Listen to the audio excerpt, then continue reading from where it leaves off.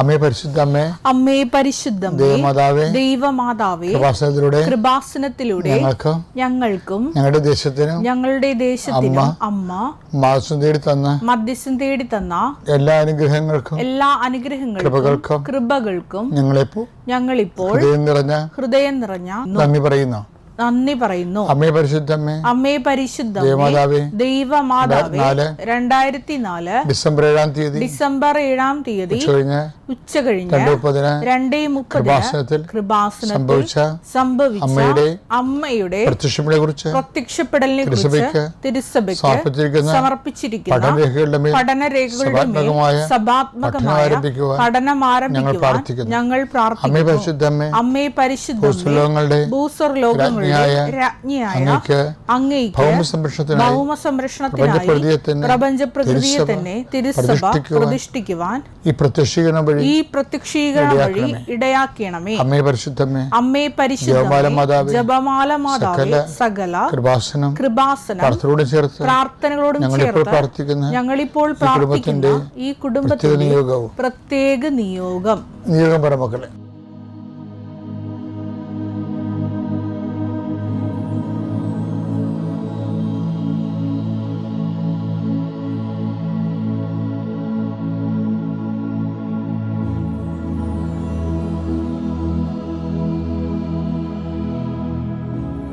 അമ്മയുടെ പ്രത്യക്ഷീകരണത്തിന്റെ അനുഗ്രഹവേളയിൽ ഞങ്ങൾക്ക് സാധിച്ചു തരുവാൻ കനിയണമേ. ആമേൻ. കർത്താവേ, നിന്റെ ഉന്നതമായ നാമത്തിന് സ്തോത്രം ചെയ്യുന്നു. കർത്താവേ, നിന്റെ വിശുദ്ധ പൗരോഹിത്യത്തെ മഹത്വപ്പെടുത്തണമേ. കർത്താവേ, സഭയിലുള്ള സാന്നിധ്യം ദൃഢമാക്കണമേ. 39 വർഷം ഞാൻ അർപ്പിച്ച കൃപാന്റെ യുഗതിയാൽ കൃപാസനത്താറെ ജീവനോടെ പ്രത്യക്ഷപ്പെട്ട മാതാവിന്റെ പ്രത്യക്ഷീകരണത്തിന്റെ ശക്തിയാൽ ഇന്ന് മെയ് 25-ാം തീയതിയായ ഞായറാഴ്ച അങ്ങയുടെ മക്കളെ ഞാൻ പ്രാർത്ഥിച്ച് ആശീർവദിക്കുന്ന കർത്താവേ, ഈ ആശീർവാദത്തിന്റെ ശക്തി നിന്റെ വലത്തും ഇടത്തും വീട്ടിലും വഴിയിലും ജലത്തിലും കരയിലും ഈ ആശീർവാദത്തിന്റെ ശക്തി നിന്റെ മുകളിലെ ഹൃദയത്തിലും കർത്താവിന്റെ സാന്നിധ്യവും സഹവാസവും സംരക്ഷണോടെ നിൽക്കട്ടെ. ഇന്നത്തെ നിന്റെ യാത്രകള്, നിന്റെ ഹോംവർക്കുകൾ, ഗൃഹപാഠങ്ങള്, നിന്റെ അസൈൻമെന്റുകള്, ഓരോരോ സ്ഥലത്ത് പോകാനും വേണ്ടി നിശ്ചയിച്ചിട്ടുള്ള കാര്യപരിപാടികളെ കർത്താവിന്റെ നാമത്തെ ആശ്രയിക്കപ്പെടട്ടെ. നിശ്ചയങ്ങള്, തീരുമാനങ്ങള്, നിശ്ചയങ്ങള്, യാത്രകള് കർത്താവിന്റെ നാമത്തെ ആശീർവദിക്കുന്നു. കർത്താവ് ആശുപത്രിക്ക് പോകുന്നവരും പോകാൻ വേണ്ടി ഒരുങ്ങുന്നവരും അതിൻ്റെ പേരിൽ ഉത്കണ്ഠയും ഭാരവും മനസ്സിലേറ്റി നടക്കുന്നവരെ കർത്താവെ, നീ അവരെ സങ്കടങ്ങളെ നീ ഏറ്റെടുക്കണമെന്ന് പ്രാർത്ഥിക്കുന്നു. ഈശോയെ, നാളത്തെ തിങ്കളാഴ്ച യാത്ര, ദീർഘദൂര യാത്രയിലുള്ളവരുണ്ട്. ഈശോയെ, കുടുംബം കഴിഞ്ഞു പോകാൻ വേണ്ടിയുള്ള അധ്വാനത്തിന് മാർഗങ്ങൾ മുട്ടിപ്പോകുന്നല്ലെന്ന് ഓർത്തിട്ട് സാമ്പത്തികമായ ക്ലേശങ്ങൾ, വാടകയ്ക്ക് താമസിക്കുന്നവർ, ഒറ്റയ്ക്കും പണയത്തിന് താമസിക്കുന്നവർ, കർത്താവ് കിണറ്റിൽ വെള്ളമില്ലെന്നുള്ള ആവരാതിയുള്ളവർ, ആ മേഖലയിലെല്ലാം കർത്താവ് ഒത്തിരി സാക്ഷ്യം ഉടമ്പടി ഞാൻ കേട്ടിട്ടുണ്ട്. ഈശോയെ, അതനുസരിച്ച് ഞങ്ങളുടെ മക്കളെ നീ സന്ധിക്കണമെന്ന് പ്രാർത്ഥിക്കുന്നു. ഈശോയെ, റിസൾട്ട് വന്നപ്പോൾ മാർക്ക് കുറഞ്ഞു പോയതിൻ്റെ പേരിൽ ഒത്തിരി പഴകുകയും പള്ള് പറയുകയൊക്കെയും ചെയ്തിട്ട് മനസ്സിടിഞ്ഞ് വല്ലാത്ത രീതിയിലായിപ്പോയവർ, അവരെല്ലാം കർത്താവ് ഇന്ന് ഈ ഒറ്റ പ്രാർത്ഥന കൊണ്ട് മാതാവിൻ്റെ മധ്യസ്ഥിൽ അവർ ഉയർത്തുന്നു കേട്ടെന്ന് പ്രാർത്ഥിക്കുന്നു. എൻ്റെ കർത്താവിൻ്റെ ഉന്നതമായ നാമത്തിൽ സഭയുടെ അധികാരത്തിൽ കുരിശടയാളത്തിൽ കർത്താവ് ചെറിയ ഉദ്യമങ്ങൾ കൊണ്ട്, കുഞ്ഞു ജോലി കൊണ്ട് കർത്താവെ ജീവിതം തല്ലിപ്പൊട്ടിച്ചുകൊണ്ട് പോകുന്നവർക്ക് ചില സമയത്ത് കർത്താവെ അവർക്ക് വലിയൊരു ബാധ്യതയോ ഭാരമോ ഉണ്ടാകുന്നതും അപകടങ്ങൾ ഉണ്ടാകുന്നതും പലതരത്തിൽ എന്തെങ്കിലും തരത്തിലുള്ള വലിയ ചിലവുണ്ടാകുന്ന എല്ലാവിധ അവസ്ഥകളും ഈശോയുടെ നാമത്തിൽ ഞാൻ ബന്ധിക്കുന്നു. അവർക്ക് കർത്താവ് പിന്നീട് ഒരിക്കലും എഴുന്നേറ്റ് പൊങ്ങാൻ പറ്റാത്ത രൂപത്തിലായിപ്പോകും. കൂടുതൽ കടങ്ങൾ ഉള്ള വിഷയങ്ങൾ ഉണ്ടായിക്കഴിഞ്ഞാൽ എൻ്റെ കർത്താവിൻ്റെ ഉന്നതമായ നാമത്തിൽ സഭയുടെ അധികാരത്തിൽ കുരിശടയാളത്തിൽ ദൈവശക്തിയാൽ നീ ആശ്രയിക്കപ്പെടട്ടെ. മാതാവേ, അമ്മയുടെ മാധ്യസ്ഥം അവർക്ക് നല്ല പ്രാർത്ഥിക്കുന്നു. കുഞ്ഞുങ്ങളുടെ അഡ്മിഷന് വേണ്ടി പരിശ്രമിക്കുന്നവരെ കർത്താവേ, കുട്ടികളുടെ കാര്യത്തിന് വേണ്ടി ഓടുന്ന മാതാപിതാക്കന്മാരെ, വളരെ നിസ്സഹായരായി പോകുന്ന ആൾക്കാരുണ്ട് ഈശോയെ. പണമില്ലാതെ, സ്വാധീനമില്ലാതെ കുഞ്ഞുങ്ങൾ തന്നെ മാതാപിതാക്കന്മാരെ കുറ്റപ്പെടുത്തിയിട്ടും അതിൻ്റെ ഭാരം അനുഭവിക്കുന്ന മാതാപിതാക്കന്മാരുണ്ട്. അതിൻ്റെ പേരിൽ കഴിവുകേടുകൾ മറച്ചു വെക്കാൻ കർത്താവ് മദ്യപിക്കുന്നവരെ കൊണ്ട് ഈശോയെ, അങ്ങനെ തകർന്നു പോയ കുടുംബങ്ങൾ, മങ്ങിപ്പോയ ഒരു മങ്ങൽ കുടുംബത്തിന് വന്ന പോലെ തോന്നുന്നുണ്ട് ഈശോയെ. ആ കുടുംബങ്ങളെല്ലാം കർത്താവിൻ്റെ നാമത്തിൽ പ്രകാശിക്കട്ടെ. യേശുവിൻ്റെ നാമത്തിൽ വെളിച്ചം ധരിക്കട്ടെ. എൻ്റെ കർത്താവിനുമായ നാമത്തിൽ സമാധാനമില്ലാത്ത കുടുംബങ്ങൾ, സ്വസ്ഥതയില്ലാത്ത ഭവനങ്ങൾ, ഭാര്യഭർത്താക്കന്മാർ പിരിഞ്ഞ് താമസിക്കുന്നവർ, അകന്ന് താമസിക്കുന്നവർ, കർത്താവ് ഒരുമിച്ച് താമസിക്കാൻ കർത്താവിൻ്റെ കൃപ അവർക്ക് ലഭിക്കട്ടെ. മാതാപിതാക്കൾ മക്കളും തമ്മിൽ മാനസികമായിട്ട് അകന്ന് പോകുന്നവർ, മക്കൾ ദുർഗതിപ്പെട്ടു പോയിട്ടുള്ള മക്കളുണ്ട് ഈശോയെ. അവർ തിരിച്ചു വരാൻ വേണ്ടി കർത്താവിൻ്റെ നാമത്തിൽ ഞാൻ അവരെ സമർപ്പിക്കുന്നു. Lord, increase your spirit. Lord, increase your spirit of power and grace. വിശ്വാസ പ്രമാണം. സർവശക്തനായ പിതാവും ആകാശത്തിന്റെയും ഭൂമിയുടെയും സൃഷ്ടാവുമായ ദൈവത്തിൽ ഞാൻ വിശ്വസിക്കുന്നു. അവിടുത്തെ ഏകപുത്രനും ഞങ്ങളുടെ കർത്താവുമായ ഈശോമിശിഹായിലും ഞാൻ വിശ്വസിക്കുന്നു. ഈ പുത്രൻ പരിശുദ്ധാത്മാവിനാൽ ഗർഭസ്ഥനായി കന്യകാമറിയത്തിൽ നിന്ന് പിറന്ന് പൊന്തിയോസ് പീലാത്തോസിന്റെ കാലത്ത് പീഡകൾ സഹിച്ച് കുരിശിൽ തറയ്ക്കപ്പെട്ട് മരിച്ച് അടക്കപ്പെട്ട് പാതാളങ്ങളിൽ ഇറങ്ങി മരിച്ചവരുടെ ഇടയിൽ നിന്ന് മൂന്നാം നാൾ ഉയർത്ത് സ്വർഗത്തിലേക്ക് എഴുന്നള്ളി സർവശക്തിയുള്ള പിതാവായ ദൈവത്തിന്റെ വലതുഭാഗത്തിരിക്കുന്നു. അവിടെ നിന്ന് ജീവിക്കുന്നവരെയും മരിച്ചവരെയും വിധിക്കുവാൻ വരുമെന്നും ഞാൻ വിശ്വസിക്കുന്നു.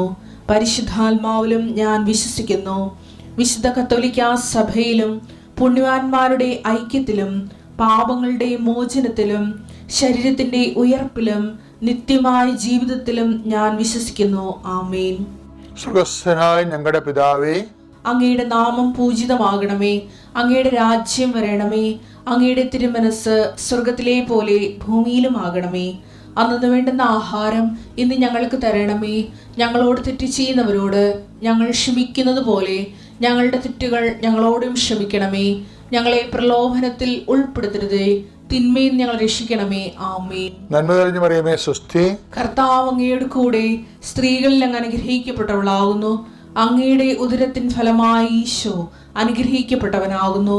പരിശുദ്ധ മറിയമേ, തമ്പുരാന്റെ അമ്മേ, പാപികളായ ഞങ്ങൾക്ക് വേണ്ടി ഇപ്പോഴും ഞങ്ങളുടെ മരണസമയത്തും തമ്പുരാനോട് അപേക്ഷിക്കണമേ. ആമേൻ. എൻ്റെ പ്രിയപ്പെട്ടവരെ, ഞാൻ കഴിഞ്ഞ ദിവസം നിങ്ങളോട് പറഞ്ഞില്ലേ, ഇന്നലെയൊക്കെ പറഞ്ഞ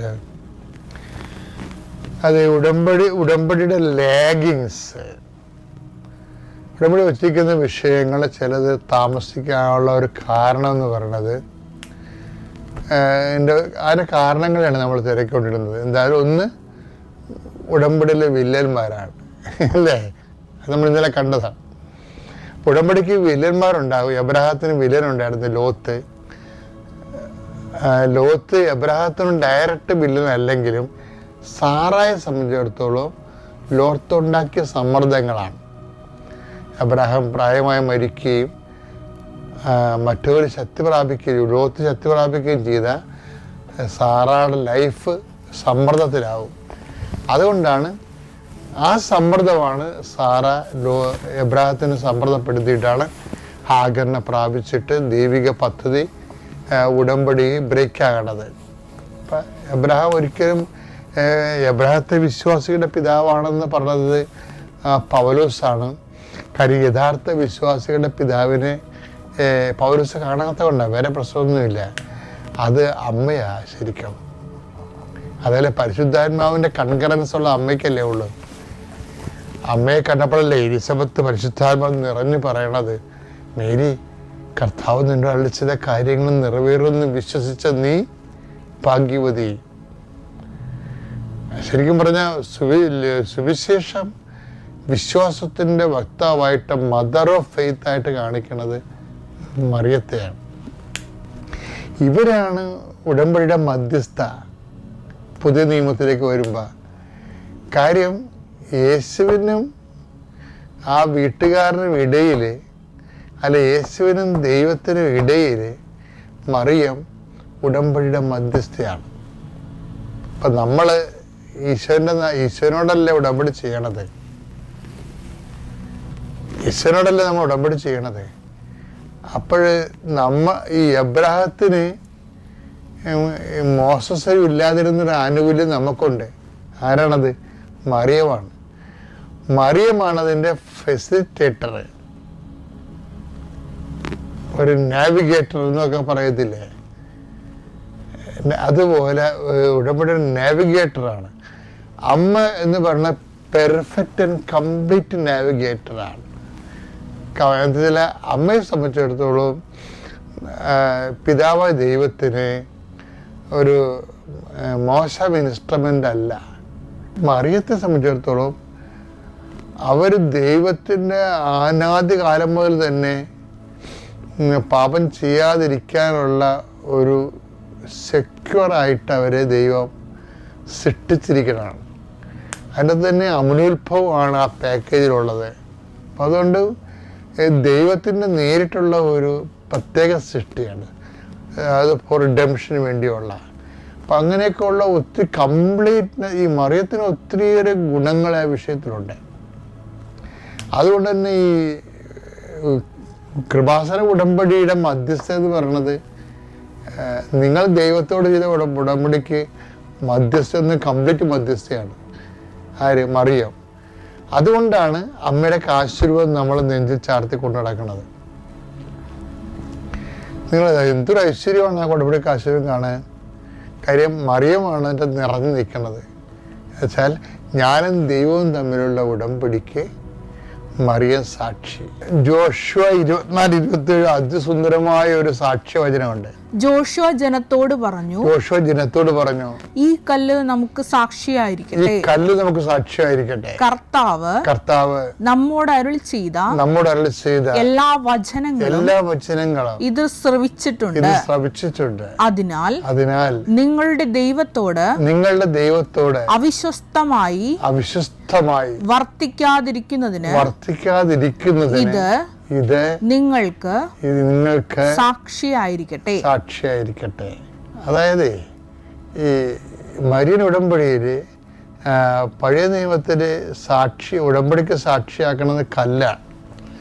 എന്ന് വെച്ച് കഴിഞ്ഞാൽ കല്ല് എല്ലാ വചനങ്ങളും കേട്ടിട്ടുണ്ടെന്നാണ് പറയണത്.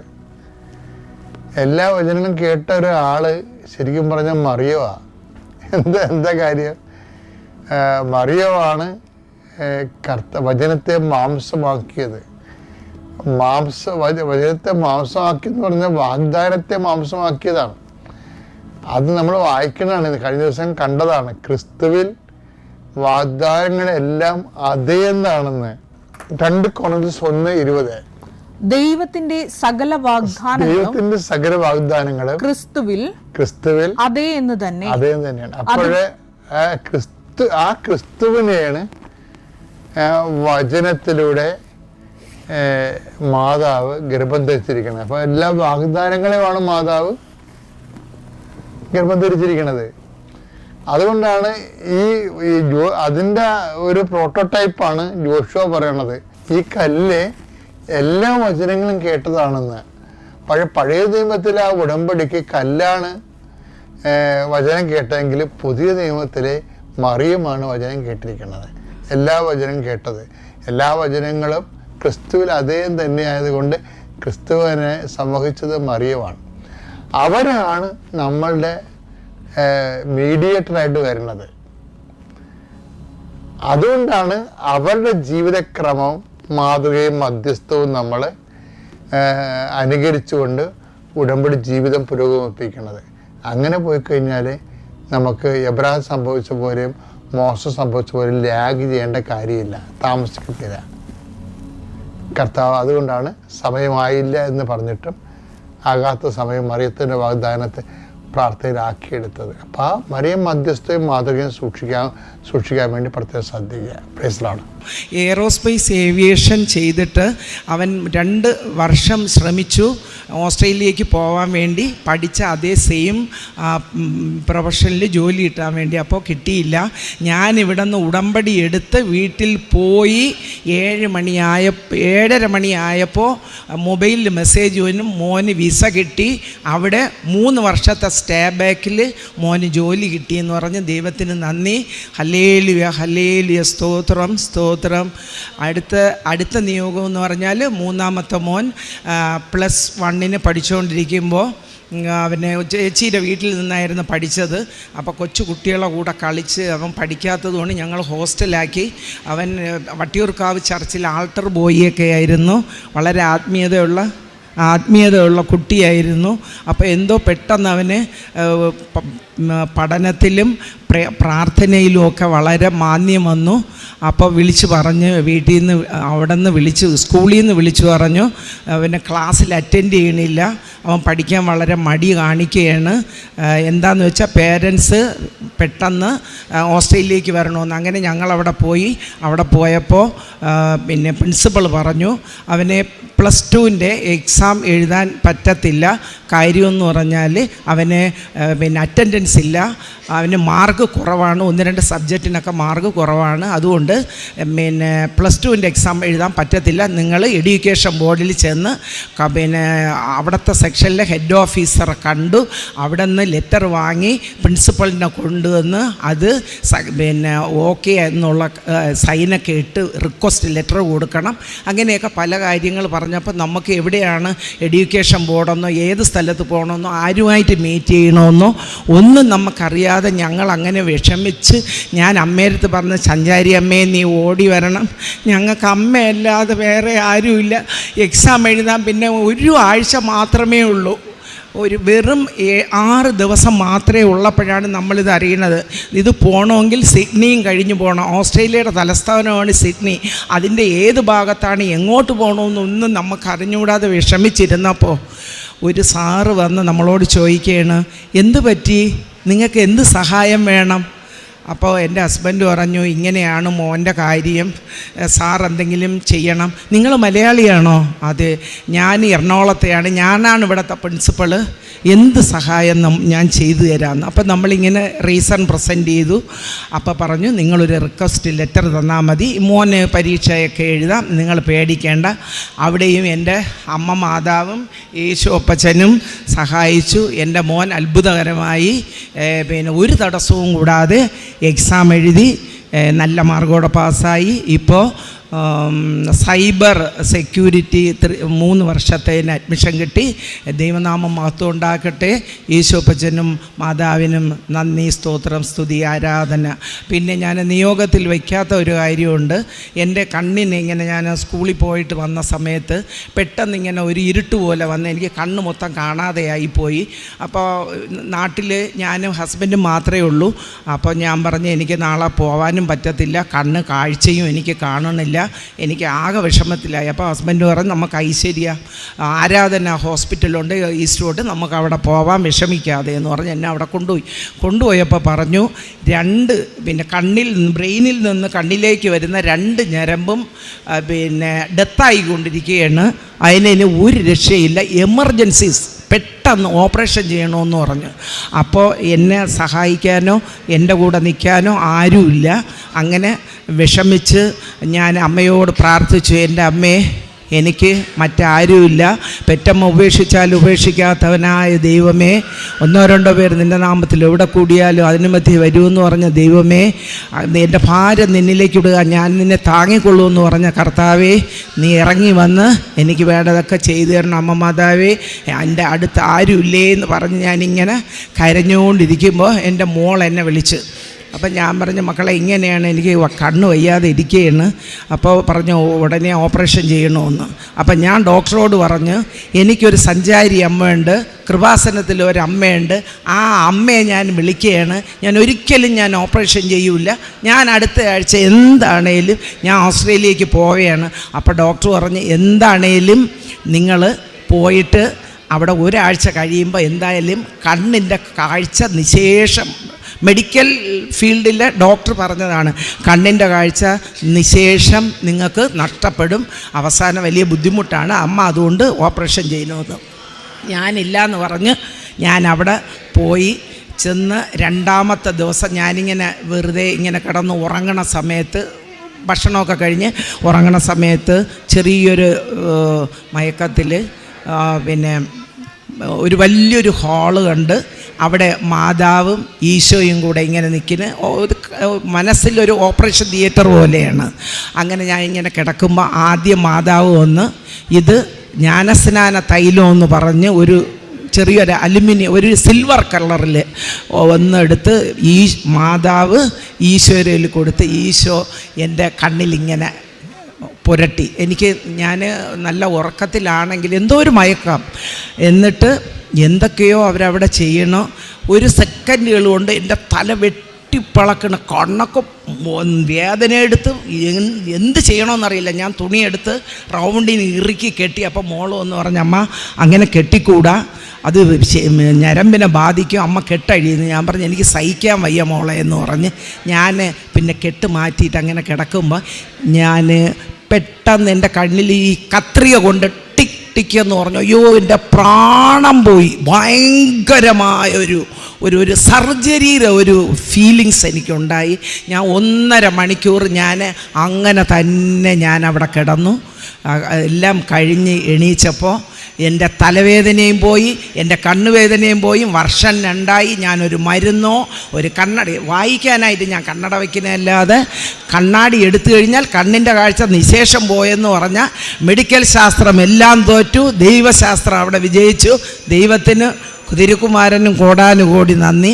അങ്ങനെ കുടുംബത്തിൽ ഒരുപാട് അനുഗ്രഹങ്ങൾ, നിയോഗത്തിൽ വയ്ക്കാത്ത ധാരാളം അനുഗ്രഹങ്ങൾ തന്ന് എൻ്റെ അമ്മയും എൻ്റെ ഈശോ അപ്പച്ചനും എന്നെ രക്ഷിച്ചുകൊണ്ടിരിക്കുന്നു. അതുകൊണ്ട് ദൈവ തിരുനാമത്തിന് മഹത്വമുണ്ടാകട്ടെ. എൻ്റെ പേര് ലിസി വർഗീസ്. ഞാൻ പെരുമ്പാവൂരിൽ നിന്ന് വരുന്നു. ഞാൻ ആദ്യമായിട്ട് ഇവിടെ വരുവാനുണ്ടായ കാരണം എൻ്റെ കയ്യിൽ ഒരു കൃപാസനം പത്രം ലഭിക്കുകയുണ്ടായി. അങ്ങനെയാണ് ഇവിടെ വരുവാനുണ്ടായ കാരണം. അങ്ങനെ 2022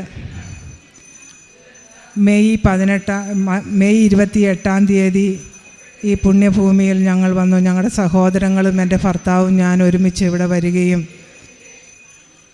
ആദ്യമായിട്ട് ഉടമ്പടി എടുത്തു, തീർത്ഥാടന ഉടമ്പടി എടുത്തു. ആദ്യമായിട്ട് നിയോഗം വെച്ചത് എൻ്റെ ഭർത്താവിൻ്റെ രോഗസൗഖ്യത്തിന് വേണ്ടിയായിരുന്നു. എൻ്റെ ഭർത്താവിന് 10-20 വർഷങ്ങളായിട്ട് വിട്ടുമാറാത്ത ചുമയായിരുന്നു. ജോലി ഇലക്ട്രീഷ്യനായിരുന്നു. പൊടിയടിക്കുമ്പോൾ ഭയങ്കര നിർത്താത്ത ചുമ. അത് രാവും പകലും 5 മിനിറ്റ് പോലും വിശ്രമമില്ലാതെ ഇങ്ങനെ ചുമച്ചുകൊണ്ടിരിക്കും. അങ്ങനെ ജോലിക്കും പോയിക്കൊണ്ടിരുന്നു. അങ്ങനെ തീരെ പറ്റാതെ ആയപ്പോൾ ജോലിക്ക് പോക്ക് നിർത്തി. അങ്ങനെ പല ഹോസ്പിറ്റലുകളിലും മാറി പോയി. ഒരിക്കലും 5 മിനിറ്റ് പോലും നിർത്താൻ പറ്റാത്ത ചുമ കാരണം അത് രാവും പകലുമാകുമ്പോൾ അതിൻ്റെ ബുദ്ധിമുട്ട് നിങ്ങൾക്ക് പറഞ്ഞാൽ മനസ്സിലാവും.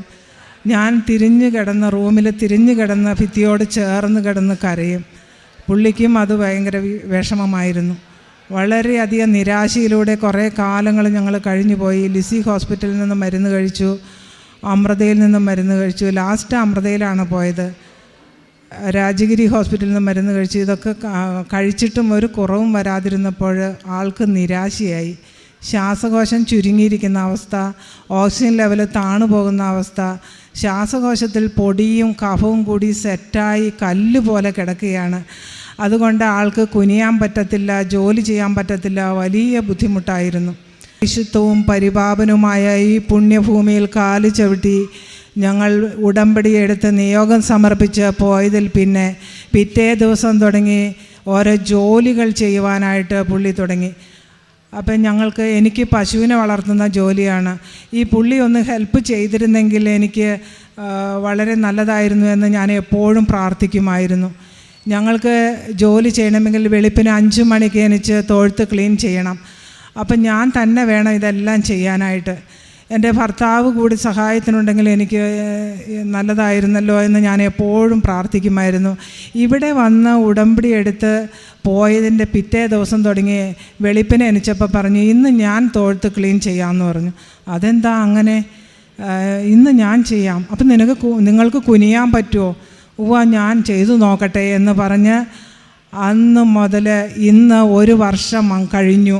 ഈ 1 വർഷം വരെ ഈ പശുക്കളെ നോക്കുന്ന ജോലികളെല്ലാം പുള്ളി എല്ലാ കാര്യങ്ങളും തൊഴുത്ത് ക്ലീൻ ചെയ്യലും പശുക്കളെ കുളിപ്പിക്കലും കെട്ടലും എല്ലാ കാര്യങ്ങളും പുള്ളി തന്നെ ഏറ്റെടുത്ത് ചെയ്യും. ഒരു കുഴപ്പവുമില്ല. പിന്നെ പുള്ളിയുടെ ചെവിയിൽ നിന്നും പഴുപ്പ് വരുന്ന ഒരു അസുഖമുണ്ടായിരുന്നു. അത് ഇവിടുത്തെ വെഞ്ചിരിച്ച വസ്തുക്കൾ ഉപയോഗിച്ച് കഴിഞ്ഞപ്പോൾ അത് 5 വർഷമായിട്ട് ഇങ്ങനെ ചെവിയിൽ പഴുപ്പ് വരുന്നു. അങ്ങനെ ബെഡ്സിട്ട് തിരിച്ച് മുറ്റത്തുനിന്ന് ബെഡ്സിൻ്റെ കമ്പ് പറക്കി കളയാനാണ് നേരം ഉണ്ടായിരുന്നുള്ളൂ. അതിങ്ങനെ ഈ വെഞ്ചിരിച്ച വസ്തുക്കൾ ഉപയോഗിച്ച് കഴിഞ്ഞതിന് ശേഷം അത് പൂർണ്ണമായും മാറിപ്പോയി. പിന്നെ തൊണ്ട കടിച്ച് ഇങ്ങനെ പൊട്ടുന്ന, എപ്പോഴും തൊണ്ടകടിയാണ്.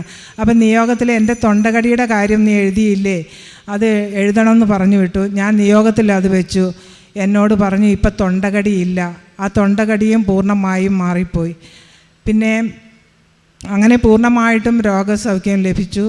എൻ്റെ മോനോട് ഞാൻ ചോദിച്ചു, മമ്മി കൃപാസനത്തിൽ പോവുകയാണ് മോനെ, മോൻ്റെ നിയോഗം എന്താണ് സമർപ്പിക്കേണ്ടതെന്ന് ചോദിച്ചപ്പോൾ മോൻ പറഞ്ഞു, എൻ്റെ ജോലിയിൽ ഉയർച്ച ഉണ്ടാകുവാനും സാലറി കാര്യങ്ങൾ വർദ്ധിപ്പിക്കുവാനും മമ്മി പ്രാർത്ഥിക്കണമെന്ന് പറഞ്ഞു.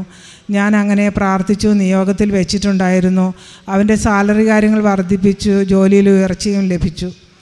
അങ്ങനെ നിയോഗത്തിൽ വെച്ചിട്ടുള്ള എല്ലാ കാര്യങ്ങളും, ഇനിയും കാര്യങ്ങൾ ലഭിക്കുവാനുണ്ട്, എന്നാലും എല്ലാ കാര്യങ്ങളും മാതാവ് ഇതുവരെയും സാധിച്ചു തന്നു. ഈ പുണ്യഭൂമിയിൽ, ഈ പരിശുദ്ധവും പരിപാവനുമായ പുണ്യഭൂമിയിൽ വന്നതിൽ പിന്നെ ഞങ്ങളുടെ സാമ്പത്തികമായി വളരെ ഉയർച്ചയുണ്ട്. ഞങ്ങളുടെ എല്ലാ ആവശ്യങ്ങളും എല്ലാം കൃത്യമായി നടക്കുന്നുണ്ട്. ഇവിടെ വരുന്നതിന് മുമ്പ് എനിക്ക് ഒരു മാസത്തിൽ എനിക്ക് ആരോടെങ്കിലും കടം മേടിച്ചിട്ട് വേണമെങ്കിൽ എൻ്റെ കാര്യങ്ങൾ അത് നിവർത്തിക്കുവാനായിട്ട്. ഇവിടെ വന്ന് പോയതിൽ പിന്നെ എൻ്റെ ബാഗിൽ പൈസകളൊന്നും കുറഞ്ഞിട്ടില്ല. എനിക്ക് ഇവിടെ വരുവാനും എൻ്റെ കൂടെ ആര് വന്നാലും അവരെ കൂടിക്കൂട്ടി വരുവാനും മറ്റുള്ളവർക്ക് കാരുണ്യ പ്രവൃത്തിയൊക്കെ ചെയ്യുവാനും എല്ലാം എനിക്ക് ധാരാളമായിട്ട് എൻ്റെ കാര്യങ്ങളെല്ലാം സാധിക്കുന്നുണ്ട്.